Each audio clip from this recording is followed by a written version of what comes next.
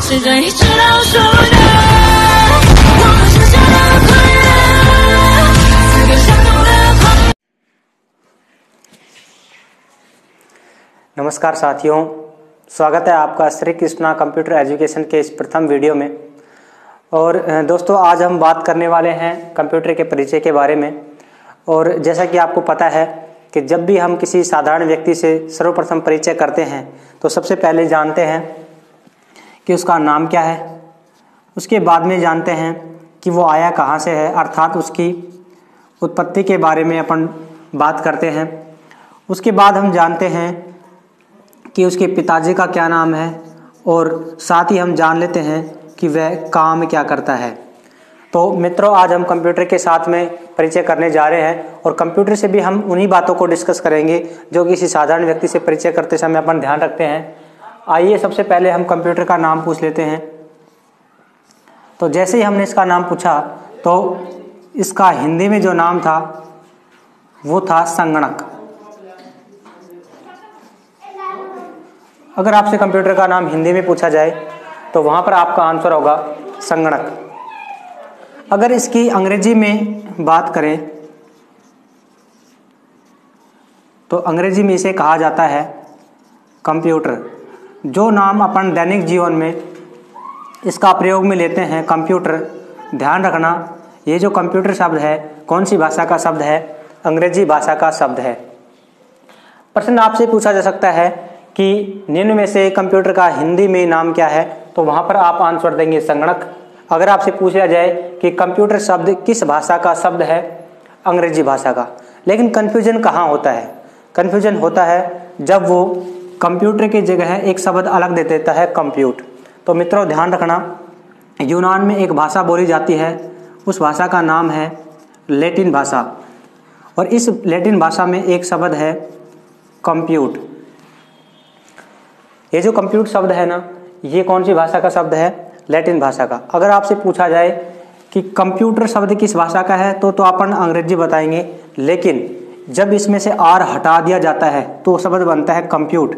और आपसे पूछ लिया जाए कि कंप्यूट शब्द किस भाषा का शब्द है तो वहाँ पर आंसर होगा लैटिन भाषा। इसके बाद में हम इसकी उत्पत्ति के बारे में जानते हैं। जैसा कि मैंने अभी बताया कि यूनान में एक भाषा बोली जाती है, कौन सी? लैटिन भाषा। और लैटिन भाषा में एक शब्द प्रचलित है कंप्यूट। इस कंप्यूट शब्द का जो अर्थ है वो होता है गणना करना। तो सर्वप्रथम अपन ध्यान दें कि जो कंप्यूटर शब्द की जो उत्पत्ति है वो लैटिन भाषा से मानी जाती है। और लैटिन भाषा में एक शब्द है कंप्यूट, जिसका अर्थ क्या है? गणना करना। मुख्य रूप से अगर बात करें कि इसका कंप्यूट शब्द ही उत्पत्ति का स्थान क्यों रहा, कंप्यूट शब्द से ही कंप्यूटर क्यों बनाया गया, क्योंकि इसका कंप्यूटर का जो मुख्य कार्य था वो था गणना करना। और लैटिन भाषा में जो शब्द था कंप्यूट, उसका अर्थ भी क्या था? गणना करना। अगर अपन इसके मूल नाम की बात करें तो जैसे कि आपको पता है जब उत्पत्ति के समय इसका नाम कंप्यूट था तो निश्चित रूप से इसका मूल नाम भी क्या होगा? कंप्यूट भी होगा। अगर आपसे पूछ लिया जाए कि कंप्यूटर का निम्न में से मूल नाम क्या है या उत्पत्ति के समय क्या नाम था तो वहां पर अपन बताएंगे कंप्यूट। इसके बाद में इसके पिता की बात कर लेते हैं। पिता कहें या जनक कहें एक ही बात है। तो इसके पिता या जनक माने जाते हैं चार्ल्स बेबेज को। चार्ल्स बेबेज को कंप्यूटर का जनक माना जाता है। ये प्रश्न कई बार एग्जाम में सीधा देखने को मिल जाता है। उसके बाद में अपन समझते हैं कि कंप्यूटर काम कैसे करता है। कंप्यूटर की अगर बात करें तो मुख्य रूप से ये इसका जो काम था वो था गणना करना। वैसे अगर बात करें तो कंप्यूटर विभिन्न प्रकार के वर्तमान में एक ही समय में काफ़ी काम कर सकता है। और एक प्रश्न ये भी आया हुआ है कि कंप्यूटर द्वारा एक ही समय में विभिन्न प्रकार के कार्य करने की प्रक्रिया क्या कहलाती है, तो इसका आंसर हो जाएगा मल्टीटास्किंग। तो ध्यान रखना, कंप्यूटर द्वारा एक ही समय में विभिन्न प्रकार के काम करना, इस प्रक्रिया को कहा जाता है मल्टीटास्किंग। जैसे अपन ने अभी पेंटिंग खोल रखी है तो पेंटिंग का कार्य कर रहे हैं, फिर मान लीजिए अपन ने नोटपैड खोल लिया, फिर MS वर्ड खोल लिया, एक्सेल खोल लिया, विभिन्न प्रकार के जो कार्य हैं वो एक ही समय में कर देता है। इस प्रक्रिया को कहते हैं मल्टीटास्किंग। मित्रों, अगर इसके बारे में सामान्य सी बात है, दो तीन बातें आपको ध्यान रखनी है। सर्वप्रथम तो इसका नाम ही, और नाम आपको तीनों भाषा में ही याद रखना है। सबसे इम्पोर्टेंट है ये वाला, उसके बाद में ये अंग्रेजी का तो आप जानते हैं, अंग्रेजी में से क्या कहा जाता है, कंप्यूटर। इसके बाद में अगर इसके अर्थ की बात पूछ ले कि कंप्यूट शब्द का अर्थ क्या है, तो अर्थ होता है गणना करना, ठीक है। इसके बाद में इसके जनक इंपॉर्टेंट हैं। कंप्यूटर के जनक चार्ल्स बेबेज को माना जाता है, और इसका जो प्रमुख काम था वो था गणना करना। जब कंप्यूटर एक ही समय में विभिन्न प्रकार के कार्य कर देता है तो ये प्रक्रिया मल्टीटास्किंग कहलाती है। इसके बाद में अपन देखते हैं इस कंप्यूटर की पूरे नाम की बात कर लेते हैं। कंप्यूटर की फुल फॉर्म क्या है, ध्यान देना। Full form of computer,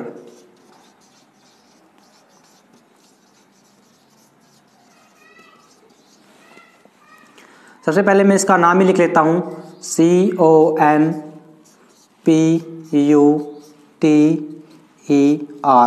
computer, जिसमें C से तात्पर्य है कॉमन, O फॉर ऑपरेटिंग। अपन इसका हिंदी में भी नाम जान लेंगे, लेकिन सर्वप्रथम अपन इंग्लिश में ही जानते हैं। C for common, O for operating and M for machine, P for particular and U for using. T का मतलब होता है ट्रेड, एंड E फॉर तो आप जानते ही हो क्या होता है, एजुकेशन, एंड R फॉर होता है रिसर्च। सबसे पहले अपन ने कंप्यूटर की फुल फॉर्म के बारे में जाना है।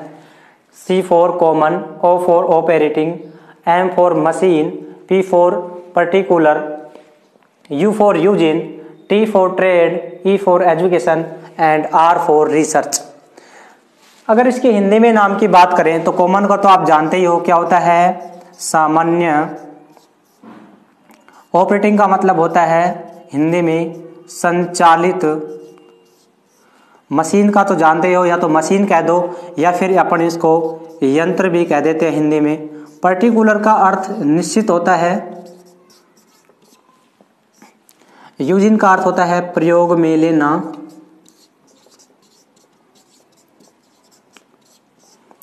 ट्रेड का मतलब होता है व्यापार, और एजुकेशन को तो आप जानते ही हो क्या होता है, शिक्षा, एंड रिसर्च का अर्थ होता है खोज या अनुसंधान। तो मित्रों ये इसकी फुल फॉर्म थी, आपको ये प्रॉपर वे में ही याद रखनी है। Common, operating machine, particular, use in, trade, education, research, इस तरह से आप कंप्यूटर का पूरा नाम बताएगा। अगर अपन बात करें इसके क्वेश्चन की कि यहाँ से प्रश्न कैसा बनेगा, पहली बात तो ये कि यहाँ से प्रश्न आने की संभावना कम ही होती है, लेकिन फिर भी अगर यहाँ से प्रश्न बन सकता है तो आपसे पूछ लेगा कि कंप्यूटर की फुल फॉर्म में C से क्या तात्पर्य है, तो वहां पर आंसर आ जाएगा आपका C फॉर कॉमन। इसी प्रकार आपसे पूछ लेगा कि कंप्यूटर की फुल फॉर्म में P से क्या तात्पर्य है, और वहां पर आपको 4 ऑप्शंस मिल जाएंगे।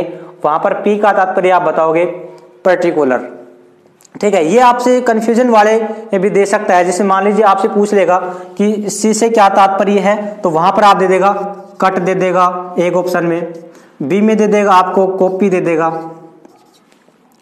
C ऑप्शन में दे देगा बोथ दे देगा दोनों, मतलब उपरोक्त दोनों, या फिर D ऑप्शन में दे देगा आपको कॉमन। तो ध्यान रखना वहां पर हालांकि कट कॉपी दोनों भी कंप्यूटर से संबंधित हैं, लेकिन कंप्यूटर की फुल फॉर्म में कहीं पे भी इनका जिक्र नहीं है। तो अगर वो प्रश्न बनाएगा तो इस प्रकार से बनाएगा कि कंप्यूटर की फुल फॉर्म में C से क्या तात्पर्य है, तो C से कंप्यूटर की फुल फॉर्म में कॉमन तात्पर्य होगा। इस बात को आप थोड़ा सा ध्यान रखें। पर्टिकुलर में भी पूछेगा तो वो इससे संबंधित ही ऑप्शन देगा, या तो प्रिंट दे देगा, प्रिंटर कुछ भी दे देगा, मतलब P से रिलेटेड ही देगा, लेकिन कंप्यूटर की फुल फॉर्म में पर्टिकुलर इसका सही शाब्दिक अर्थ होगा। अगर अपन इससे आगे बात करें, ये तो इसका पूरा नाम हो गया। अब अपन बात करें कंप्यूटर की परिभाषा की कि इसकी डेफिनेशन क्या है। तो कंप्यूटर की अगर परिभाषा की बात करें परिभाषा कह दें या डेफिनेशन ऑफ कंप्यूटर कह दें, एक ही बात है। तो अपन परिभाषा बताएंगे इसकी कि कंप्यूटर एक ऐसी इलेक्ट्रॉनिक मशीन है। इलेक्ट्रॉनिक मशीन क्यों कहा जाता है? क्योंकि ये विद्युत से चलती है। विद्युत से चलने के कारण ही इलेक्ट्रॉनिक मशीन कहा जाता है, इलेक्ट्रॉनिक डिवाइस कहा जाता है। कंप्यूटर एक ऐसी इलेक्ट्रॉनिक डिवाइस है जो हमारे द्वारा दिए गए डाटा को इनपुट के रूप में ग्रहण करती है तथा उसके बाद सीपीयू से प्रोसेसिंग करवाने के पश्चात उस जो डाटा है जो दिया था अपन ने उसको आउटपुट में कन्वर्ट कर देती है। या अपन सीधी भाषा में समझे, कंप्यूटर एक ऐसी इलेक्ट्रॉनिक मशीन है जो हमारे द्वारा दिए गए डाटा को इनपुट के रूप में ग्रहण करती है, उसके बाद में सीपीयू से प्रोसेसिंग करवाने के पश्चात जो परिणाम निकलता है उसको आउटपुट के रूप में कन्वर्ट कर देती है। इसको अगर अपन एग्जाम्पल से समझे, जैसे मैंने ये कहा कंप्यूटर को कि भाई 2 + 2 को जोड़ो, मैंने कंप्यूटर को क्या कमांड दी? 2 + 2 की कमांड दी। उसके बाद में ये करेगा इस पे प्रोसेसिंग, ये अपना दिमाग लगाएगा, भाई गुणा करवाया है तो गुणा कर देगा, जोड़ करवाया है तो जोड़ करेगा। उसके बाद में हमें परिणाम दिखाएगा, जैसे 2 और +2 का जोड़ कितना होता है? 4। तो इसका जो परिणाम आएगा उसे हम कहेंगे आउटपुट। समझे? इसके बाद में अगर बात करें, अलग अलग भी समझ सकते हैं। इनपुट को अपन ऐसे समझे, इनपुट को अपन ऐसे समझे, इनपुट 2 शब्दों से मिलकर बना है, इन प्लस पुट। 2 शब्दों से मिलकर बना है, इन प्लस पुट। इन का मतलब होता है अंदर और पुट का अर्थ होता है डालना। अर्थात मैं यूं कह दूं, कंप्यूटर में जो भी डाटा हम अंदर डालते हैं उसे क्या कहते हैं? इनपुट। हमारे द्वारा जो भी डाटा कंप्यूटर के अंदर प्रोवाइड किया जाता है, डाला जाता है, उसे अपन इनपुट की संज्ञा देते हैं।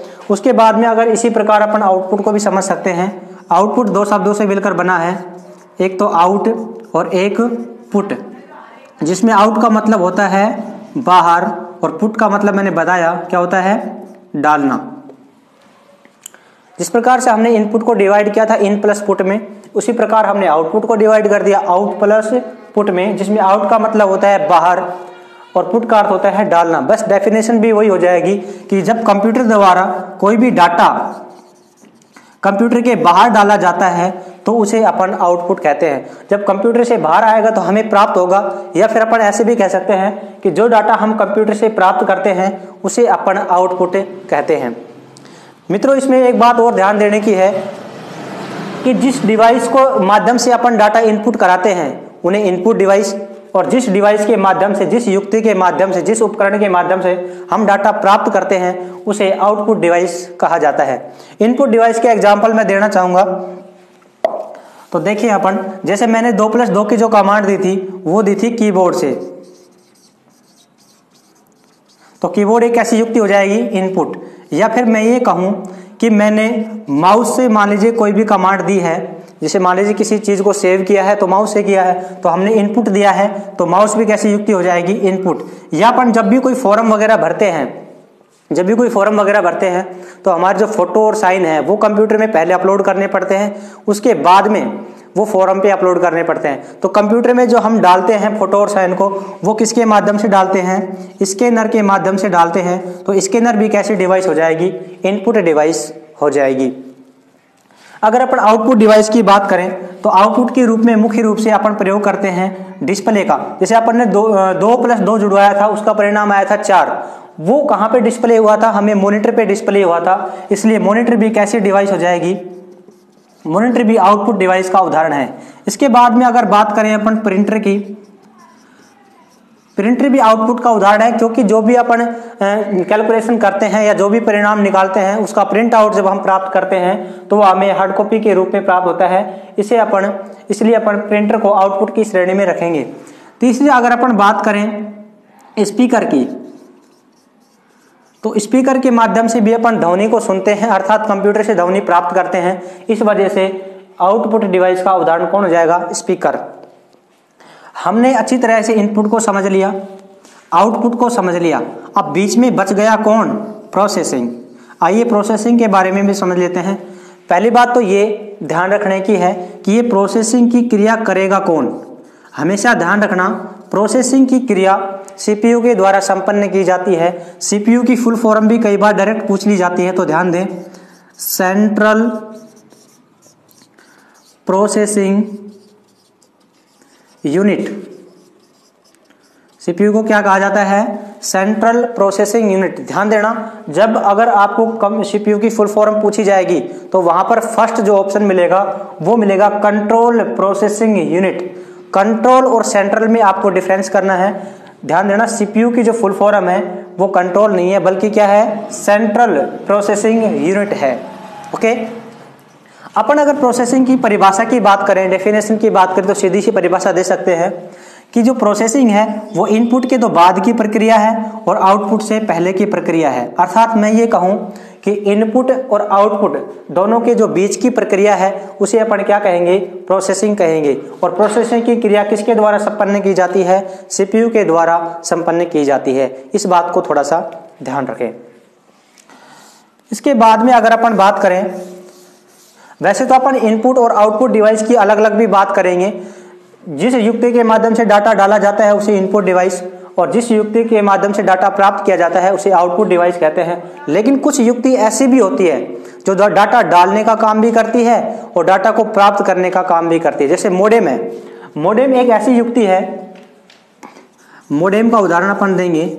मोडेम ऐसी युक्ति है जो इनपुट आउटपुट दोनों का काम करती है। इस प्रकार की जो डिवाइस है उसे अपन इनपुट आउटपुट डिवाइस भी कहते हैं। मोडेम मुख्य रूप से दो प्रकार के काम करता है। देखो, इसकी परिभाषा में इसका नाम छुपा हुआ है। मोडेम को अपन ऐसे लिख ले, मोडेम। एक तो ये हो गया, इसका अर्थ है मॉड्यूलेशन। इसका अर्थ क्या है? मॉड्यूलेशन। एक डीमॉड्यूलेशन, इसका अर्थ है डीमॉड्यूलेशन। एक मॉड्यूलेशन का काम करती है मोडेम और एक डीमॉड्यूलेशन का काम करती है, अर्थात इसे इनपुट आउटपुट डिवाइस के रूप में रखा गया है। तो अपन इसके बारे में अलग से चर्चा करेंगे।